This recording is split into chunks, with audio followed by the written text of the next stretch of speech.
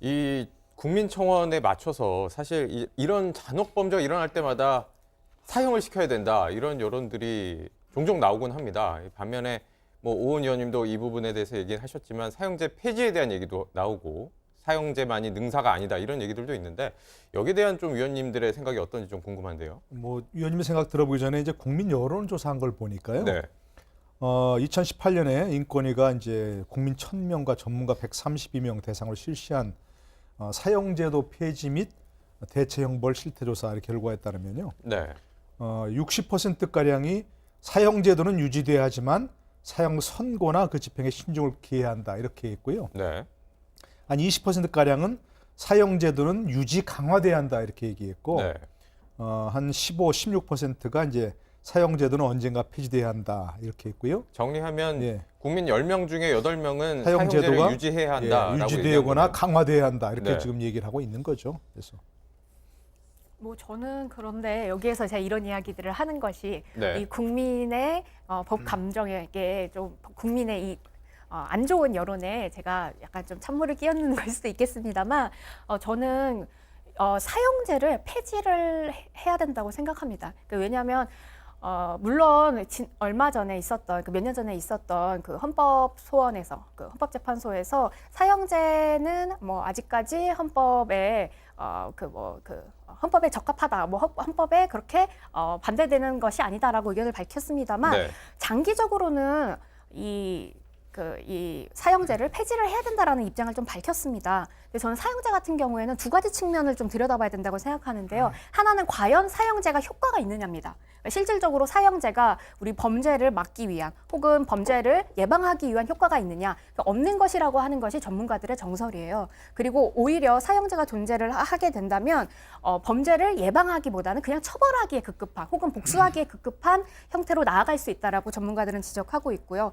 두 번째는 사형제의 정당성입니다. 이 민주주의 국가에서 특히 이제 법치 국가에서 과연 공권력이라고 하는 집단이 어떠한 생명을 빼앗아가면서 누구를 처벌하는 것이 과연 가능한가, 이런 철학적인 질문들이 좀 던져질 수 있다라고 생각을 하고요. 이 사형제가 폐지됨으로 인해서 혹시나 모를 또 다른 피해자가 생기는 것이 아니냐라고 하는 국민들의 질문은 전 이렇게 답하고 싶습니다.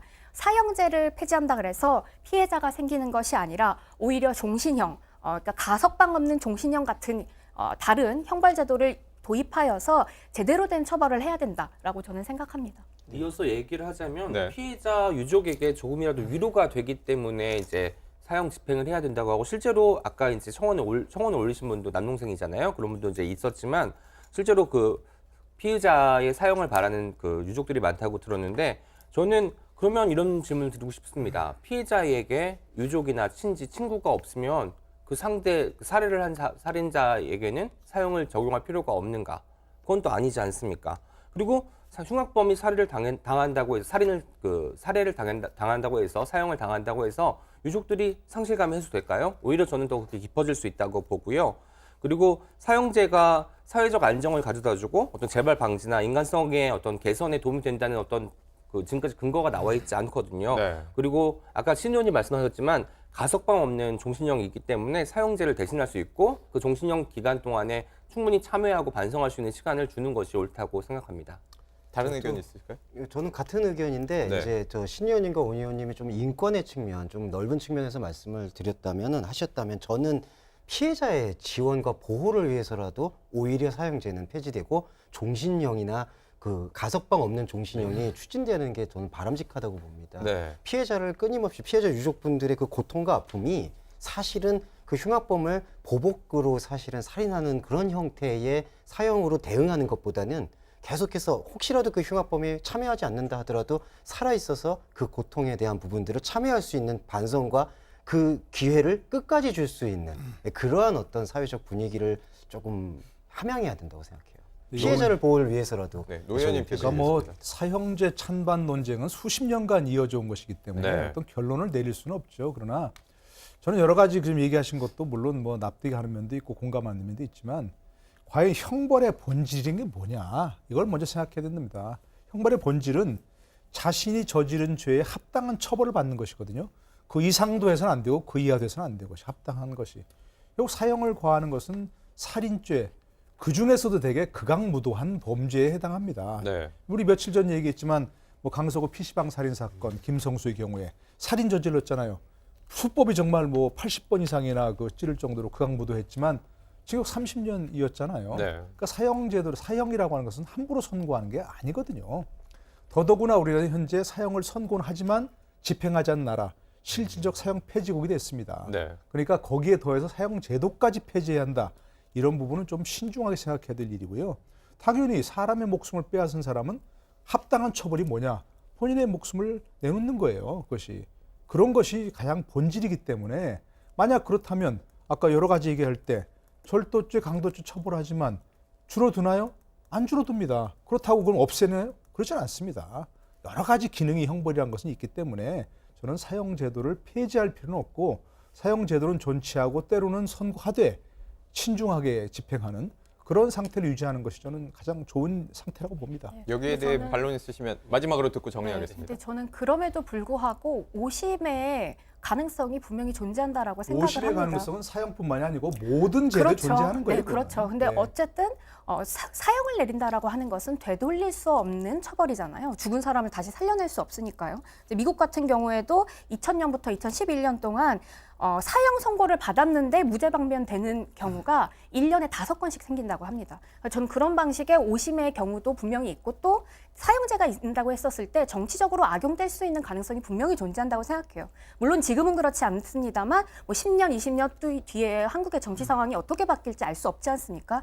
그래서 저는 사형제보다 오히려 그 아까 말씀드렸던 가석방 없는 종신형이라고 하는 것이 범죄자한테도 더 강력한 형벌이 될 것이고 피해자한테도 저는 오히려 더 그냥 뭐 한순간에 저 사람을 네, 없앤다 그래서 사형시킨다 그래서 모든 분노가 다 해결이 되는 것이 아니니까요. 네, 충분히 이해가 가요. 이제 공감을 하는데 그런 부분이 있다는 것은 그러나 당장 사형을 시키는 것은 비인간적이고 죽을 때까지 가둬놓는 것은 인간적입니까?